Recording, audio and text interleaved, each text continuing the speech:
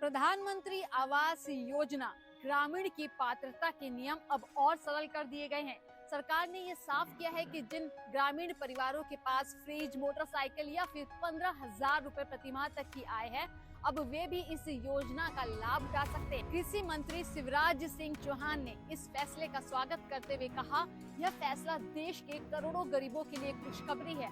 अब साधन संपन्न दिखने वाले लेकिन जरूरतमंद परिवार भी पक्के घर का सपना साकार कर पाएंगे।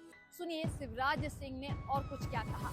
पहले मैं आपको बताना चाहता हूँ कि 10,000 रुपया महीने से ज्यादा अगर कोई कमाता था परिवार, तो उसको मकान नहीं मिलता था कि ये तो 10,000 कमाता है, पात्रता की श्रेणी से बाहर हो जाता था।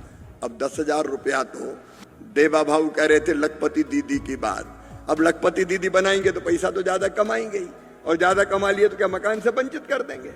इसलिए चिंता करने की जरूरत नहीं है। अब 15,000 रुपया महीना भी आमदनी होगी तो भी मकान दिया जाएगा, पात्रता की श्रेणी में आएगा।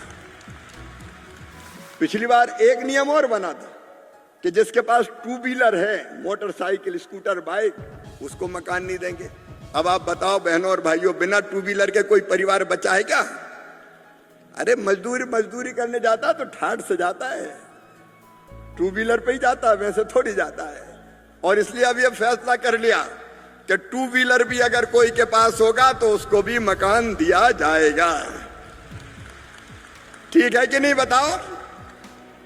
और एक बात और, किसान भी तो दिन और रात मेहनत करता है, खून पसीना एक करता है, और इसलिए ये तय किया है कि 2.5 एकड़ तक सिंचित जमीन वाला और 5 एकड़ तक असिंचित जमीन वाले किसान को भी मकान दिया जाएगा, ताकि उसका भी घर बन जाए।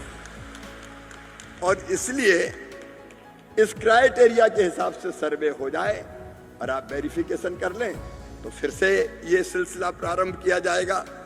सर का पसीना जब माथे को आता है, वो किसान है जो अपने दम पर फसल को उगाता है। आन है, बान है, शान है, किसान है। किसान इंडिया, चलेगा हल, बढ़ेगा बल।